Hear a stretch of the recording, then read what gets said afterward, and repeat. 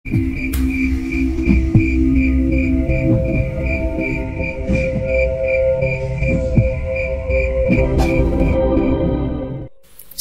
mendekat langkah Gama, ia sudah mencium bau busuk yang menyengat dan beberapa lalat yang terkumpul cukup banyak. Innalillahi, ucap Gama sambil menutup hidungnya. "Gam, di sini!" teriak Budi. Bayangan rambut gondrong Budi sudah Gama lihat dengan jelas. Beberapa kali Budi langsung melambaikan tangan. "Bud, kenapa di sini? Gubuknya seharusnya berada di arah jam 12 kan?" tanya Gama setelah melihat Mak Sutiah bercucuran keringat. Begitu juga dengan Iman yang baru saja mencium tangannya. Budi hanya menundukkan kepala sambil mengarah ke Mak Sutiah. "Maaf, terlalu berbahaya dari depan Pak Gama. Ini emak hanya mengulas kematian suami mak saja di lowong ini. Ketika dihabisi Julhamdi mengenakan sosok Nyai Wartini dan jasad di sana bernasib sama, mungkin ini batas saja," ucap Mak Sutiah menjelaskan. "Baik Mak, paham," kata Gama sedang berpikir cepat dan merasakan angin berbeda di dalam leweng larang tulah. Mak Sutiah berdiri dari duduknya, mengusap kepala Iman sambil meneteskan air mata. Tolong hentikan punggel ireng itu, Man. Jangan sampai ada Ibu Sari Puspa yang lainnya. Jika tidak, bakal banyak pernikahan Soma yang merenggut nyawa perempuan," ucap Mak Sutiah, mengutarakan isi dalam hatinya, langsung memeluk Iman. "Mak, sekarang bisa kembali ke warung sana. Tidak akan lama lagi Ki Dudui dan Kiai Tasrif akan tiba. Hati-hati dalam perjalanannya, Mak," sahut Gama. Mak Sutiah hanya mengangguk dan merasa dirinya tenang karena sudah menuntaskan tugasnya kepada Budi dan Iman sebagai tanda jasa setelah menunda kematiannya malam itu. Langkah Mak Sutiah kembali ke arah warung dan keluar dari leweng larang tulah terlihat semakin menjauh. Budi dan Iman terus mendengarkan perintah yang keluar dari mulut Gama tentang apa yang sudah ia lihat dan keadaan Mang Aep serta Neng Tari yang terikat di alam larang tulah. "Paham Pak Gama," ucap Iman dengan detak jantung yang sudah kencang. "Cepat jalan, dari arah timur cahaya sore sudah tiba," kata Gama. "Aturannya masih sama bukan Gam?" tanya Budi. "Sama Bud," beri Iman kesempatan bicara dengan Soma. "Bagaimanapun keadaannya," jawab Gama.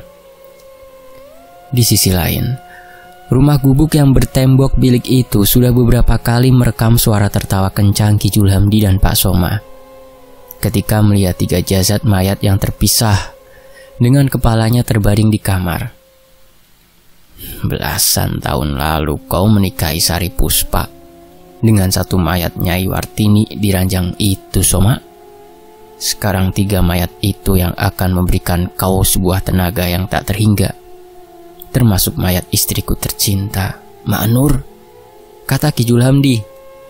"Ingat Ki," jawab Pak Soma sambil memegang lehernya yang sudah tertanam 3 tulang Nyai Wartini, Mak Nur, dan Sari Puspa. "Hisap ini yang terakhir," tegas Ki Julhamdi setelah sebuah pisau menyayat bagian ujung jarinya. "Ini untuk apa Ki?" tanya Pak Soma kebingungan. "Setelah ini tubuhku akan menyatu dengan Nyai. Jika keadaan kamu mendesak dan walau tidak mungkin kalah, bawa kepala Nyai Wartini pergi dari gubuk. Di dalamnya ada aku, Soma." "Paham," jawab Ki Julhamdi. Termasuk sepasang baju pengantin itu Ki?" tanya Pak Soma. "Betul. Lalu kubur nanti baju itu bersama kepala Nyai Wartini. Maka aku akan hidup kembali. Masukkan kembali ke dalam kotak kayu tua itu yang dahulu kala kau jadikan mahar dari punggel ireng, berasal pertama kali ketika menikahi Sari," tegas Ki Julhamdi. "Paham Ki, apa anak Kiai Tasrif akan tertahan di alam larang tulah selamanya?" tanya Pak Soma.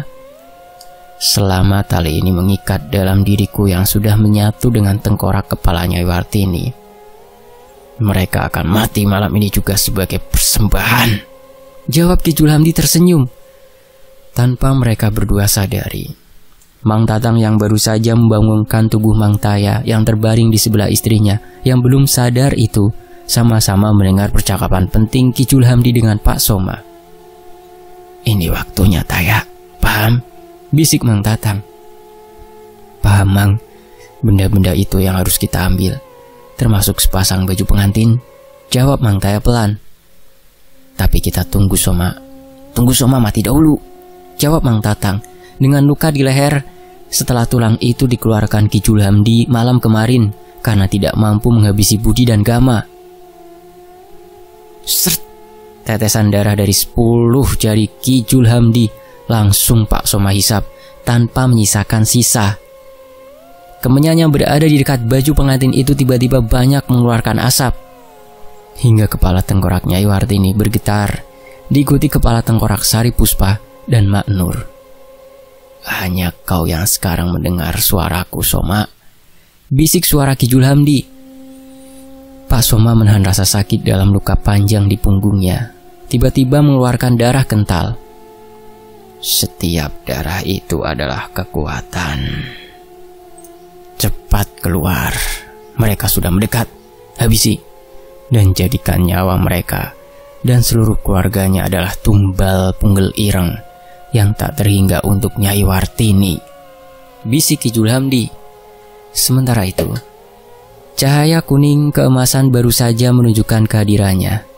Setiap cahaya nan indah itu menyelinap di antara celah pohon-pohon jati, menjadi pertanda di setiap batasan gubuk Ki Julhamdi berada menjadi aktif.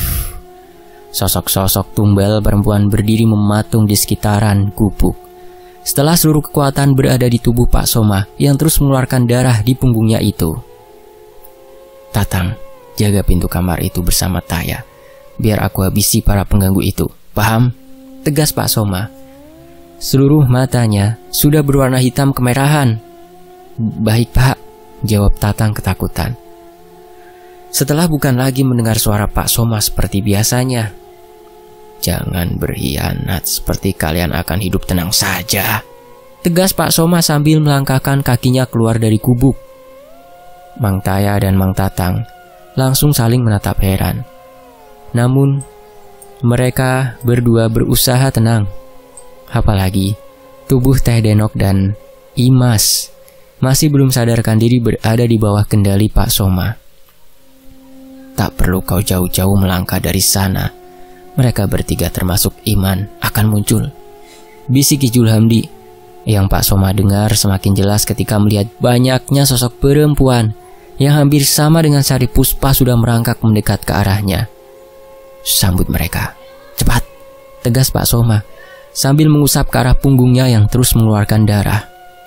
Sosok-sosok perempuan mengerikan dengan wajah hitam dan lidah panjang itu menerima darah dari punggung Pak Soma hingga mereka semua merangkak ke arah yang ditunjuk Pak Soma. "Habisi Soma, jangan ada yang tersisa sedikit pun. Bawa nyawa mereka," bisik Nyai Wartini di dekat telinga Pak Soma. Sementara itu, Gama, Budi, dan Iman sudah berjalan tergesa-gesa karena mereka bertiga hanya mempunyai waktu ketika waktu Sarepna muncul sampai malam datang menyambut. "Cepat, Gam, Sarepna sudah dimulai ini," bisik Budi. Di depan itu sudah terlihat gubuknya, Bud, termasuk pohon besar di belakang gubuk tempat Neng Tari tertahan. "Pintu masuk alam larang tulah," jawab Gama. "Maaf, Pak, untuk menggunakan tasbih ini bagaimana?" tanya Iman mengeluarkan tasbih pemberian Kyai Tasrip dari dalam saku celananya. "Ilmu yakin, simpan dendammu, dan yakinlah pada kekuatan yang dimiliki Kyai Tasrip, Man. Paham?" tegas Gama. Mereka bertiga tinggal melewati satu pohon jati, maka akan sampai di gubuk Ki Julhamdi. "Awas!" teriak Iman kencang. Dari balik sinar cahaya sore yang semakin menurun itu, Iman melihat sosok yang menyerupai Ibu Sari menerkam Budi dan Gama. "Budi!" teriak Gama. Sert! Satu kali sayatan pisau andalan Budi menerpa leher sosok perempuan hingga langsung terpisah dari tubuhnya. 2 kali patokan jari telunjuk dan jari tengah Gama langsung mendarat di pundak sosok perempuan berwajah hitam lainnya.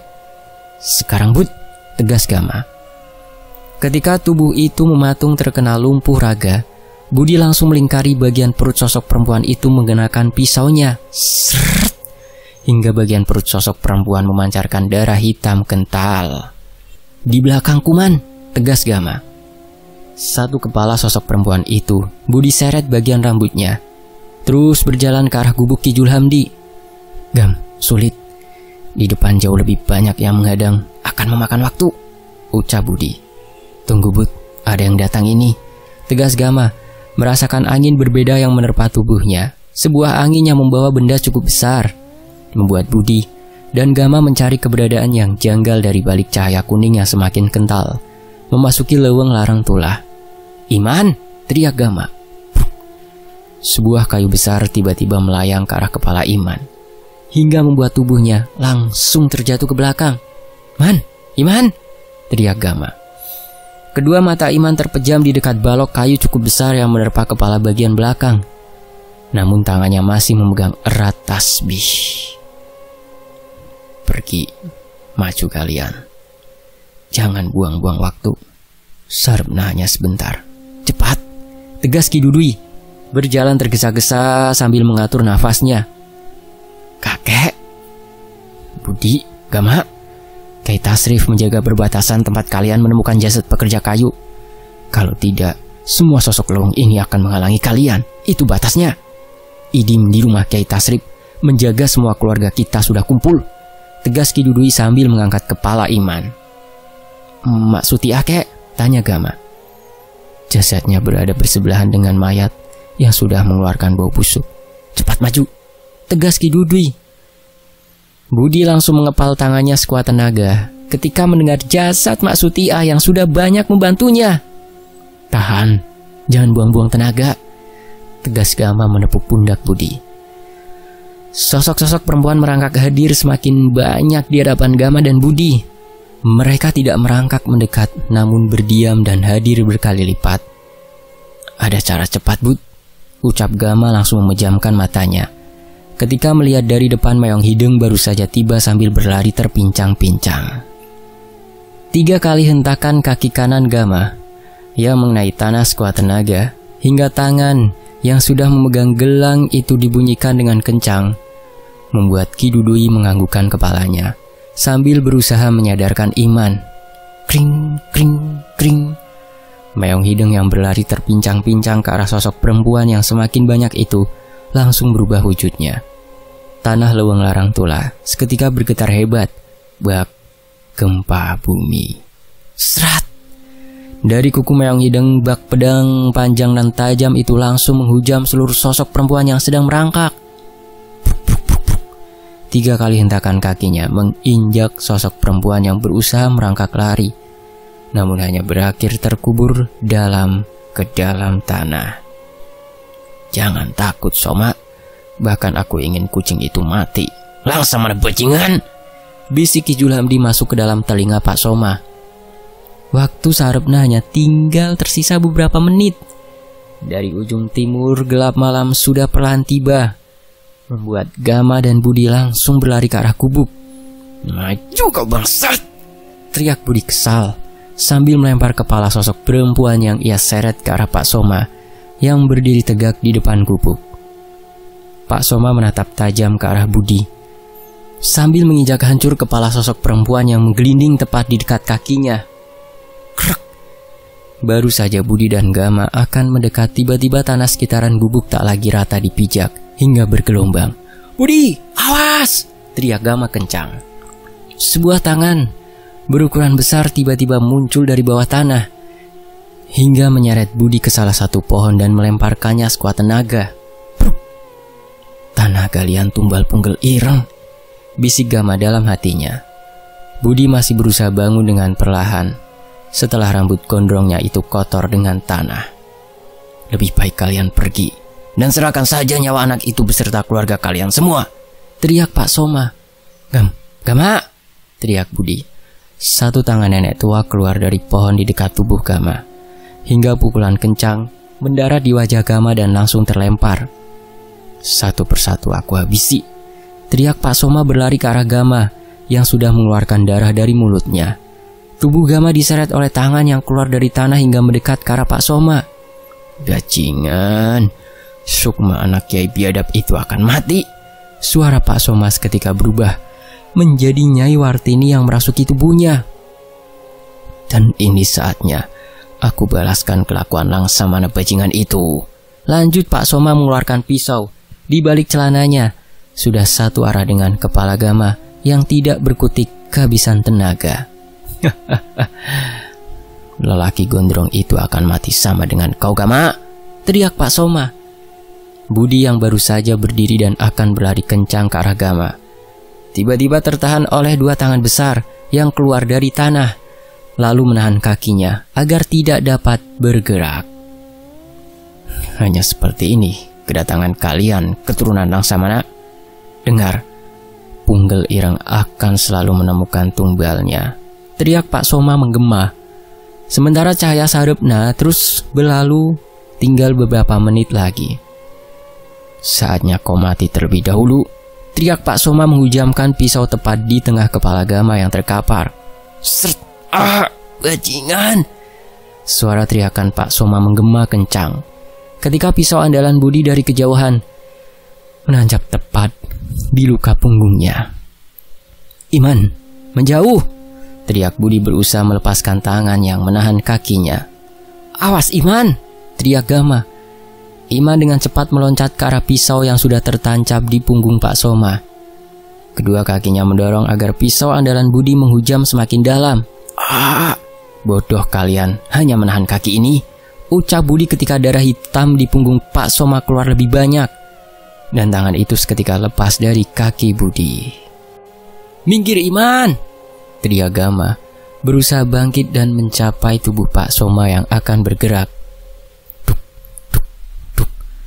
3 kali patokan 2 jari Gama mendarat di pundak Pak Somad, hingga ia hanya bisa bersimpuh tanpa mampu bergerak sedikit pun, terkena ilmu lumpuh raga. Sert! Budi mendorong pisau di punggung Pak Somad semakin dalam, hingga terlihat ujung tajamnya itu dari arah dada Pak Somad. Anak durhaka, biadab, ucap Pak Somad ketika mata hitamnya berubah menjadi putih. Srek! Budi dengan cepat menarik pisau andalan dari tubuh Pak Somad hingga darah merah segar keluar lebih banyak. Ini Man, silahkan, ucap Budi sambil berusaha membangunkan Gama. Bud, ucap Gama heran. Lakukan Man, sahut Budi. Iman dengan tangan bergetar berjalan ke arah belakang tubuh Pak Somad dengan menggenggam sekuat tenaga pisau andalan Budi. Seret! Pisau di tangan Iman mengelilingi leher Pak Somad hingga ia langsung memejamkan matanya dalam posisi bersimpuh.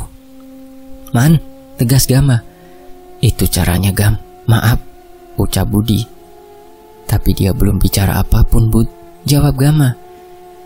3 kali sayatan pisau di tangan Iman menghujam di punggung Pak Somad yang sudah tak bernyawa. Luka yang sama di tubuh Iman itu sayatkan sekuat tenaga oleh Iman hingga mendapatkan banyak luka. Benar kata Pak Budi, bicara dengan orang biadab tak akan menghasilkan apapun kecuali kematian yang pantas untuk Somad, ucap Iman. Gama, tali ireng di tengkorak sana, teriak Ki Dudui menunjuk ke arah gubuk. Di sisi lain, cepat Ayah, cepat, teriak Mang Tatang panik setelah melihat kejadian dari celah bilik ketika Pak Somad sudah tak bernyawa. Tengkorak Nyai Wartini sudah bergetar di dalam kamar, membuat bau busuk semakin tercium. Dengan menyisakan waktu sarepna tinggal hitungan jari. Tendangan kaki Budi membuka pintu gubuk, membuat Mang Tatang dan Mang Taya yang berada di dalam kamar Ki Julhamdi terdiam. Lepaskan tengkorak itu, bentak Budi berjalan dengan tatapan dingin, melewati jasad Teh Denok yang sedang sakaratul maut, berdampingan dengan Imas yang sudah tak bernyawa. Iman dan Gama yang mengikuti langkah Budi langsung mengambil satu tengkorak di dekat 3 jasad mayat tanpa kepala, termasuk jasad Mak Nur yang masih utuh. Mayat ibu, ucap Iman. Budi dengan mudah mengambil tengkorak yang terus bergetar itu. Dibawanya langsung keluar kamar. Pecahkan Bud, tegas Gama. Brak! Tengkorak dari kepalanya Wartini Budi injak sekuat tenaga hingga terdapat sebuah tali hitam. "Ambil Iman," tegas Gama. Hal itu disaksikan oleh Mang Taya dan Mang Tatang yang masih ketakutan oleh Budi yang bisa kapan saja mengantarkan pada kematian. "Ayo keluar," tegas Budi. Gama merasa heran karena belum membereskan semuanya. Iman memegang tali hitam cukup panjang itu keluar dari gubuk mengikuti langkah Gama dan Budi menuju satu pohon besar di belakang gubuk. "Bakar Iman, lalu lemparkan ke sana," tegas Gama.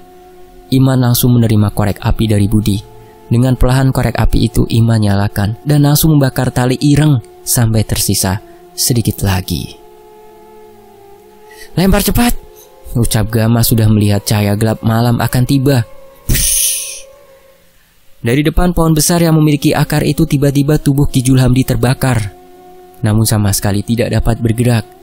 Tali ireng itu kini mengikat tubuhnya sendiri. "Dia akan hangus oleh api," ucap Gama.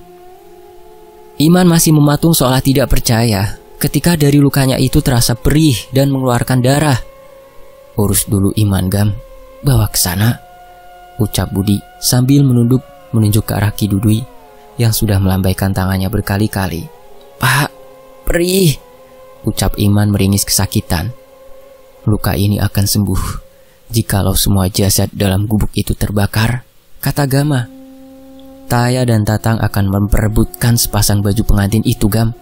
Biar aku urus dan tunggu saja bersama Ki Dudui," ucap Budi meninggalkan kobaran api di pohon besar yang sedang menatap tubuh Ki Julhamdi.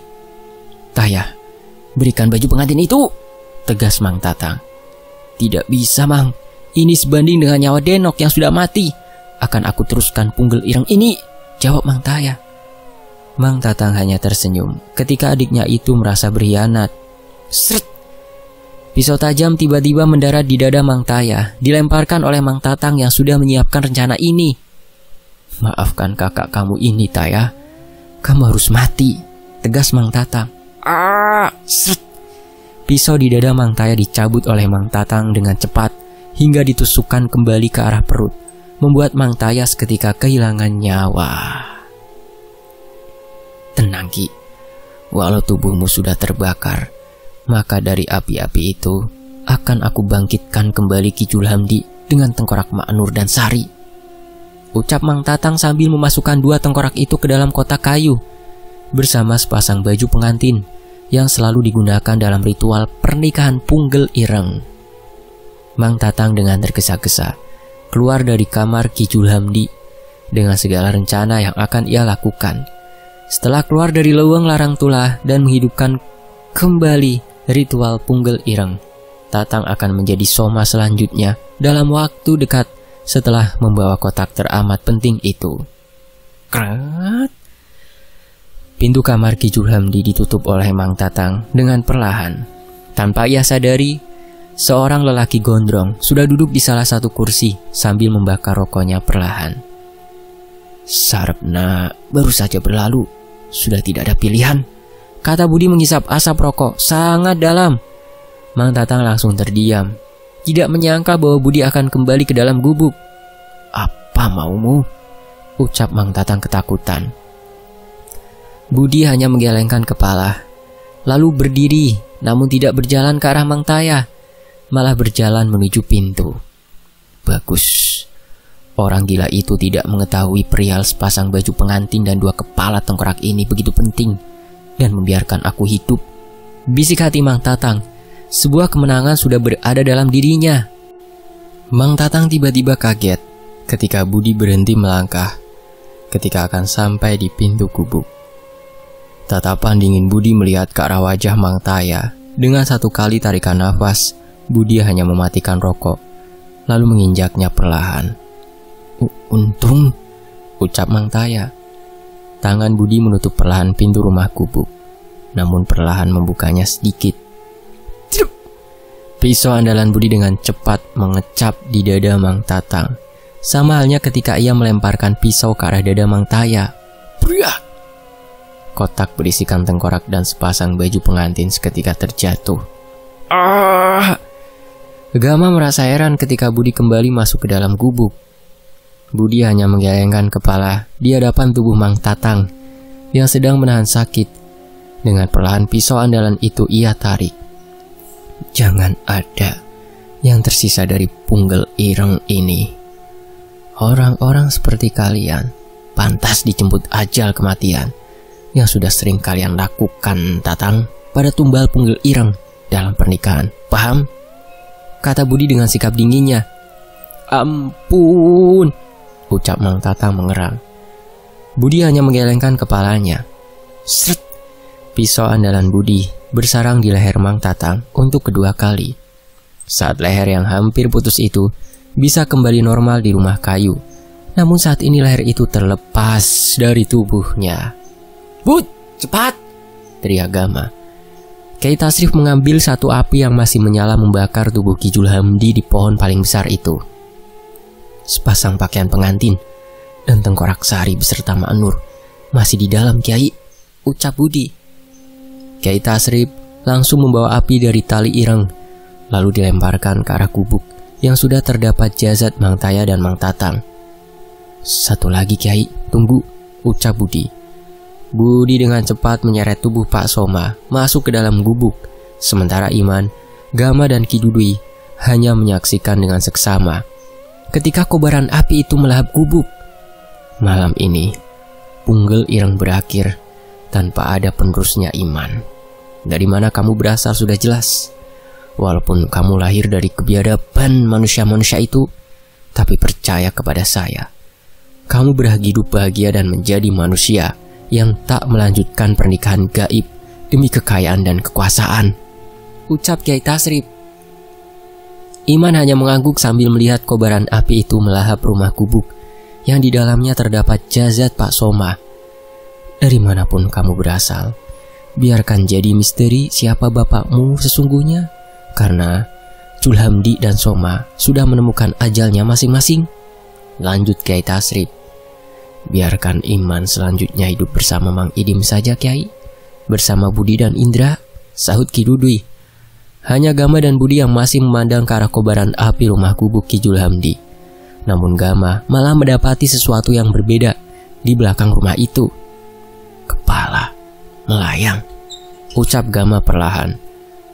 Gama mengingat kepala yang melayang itu bukan wajah Nyai Wartini yang ia lihat dalam mimpinya. Gam, bisik Budi, melihat hal sama dengan Gama. Tidak mungkin ini, Put. Terakhir kali kepala itu dibawa iblis masuk ke dalam hutan di kampung Rangkaspuna, bukan? Apa masih tersisa? Ucap Gama, mengingat hal yang sama kejadian beberapa tahun ke belakang. Apa itu Nyi Ito? Tidak mungkin, jawab Budi berbisik. Kalian tidak usah berbisik-bisik. Kakek tahu dan melihatnya juga, sahut Ki Dudui, membuat Kyai Tasrif dan Iman melihat ke arah Gama dan Budi. Kek, ucap Gama, mereka yang tidak menerima akan garisan takdir kematian untuk menghadap Sang Khalik lebih memilih bersekutu dengan iblis, Gam. Punggel Ireng memang sudah berakhir, tapi kepala itu menjadi tanda yang tidak baik, jawab Ki Dudui. Asap dari kobaran api melayang, terkena hembusan angin malam, bersama tubuh Ki Julhamdi terbakar habis. Begitu juga dengan gubuk yang tinggal menyisakan bekas kayu-kayu terbakar api. Namun dari balik itu semua, Gama dan Budi melihat kepala nenek tua yang tiba-tiba melayang dan menghilang setelah mengucapkan sesuatu yang tidak dapat Gama pahami. Selesai. Kita masuk epilog dari kisah Punggel Ireng ini. 24 tahun yang lalu, garis kemiskinan mengikat erat sebuah hubungan asmara sepasang kekasih. Restu pernikahan Sari Puspa, gadis teramat cantik itu, sudah didapatkannya dari abah dan emaknya ketika sudah menerima Artasoma sebagai suaminya kelak ketika menikah. Artasoma adalah pegawai pencari kayu di hutan Leweng Larang Tulah.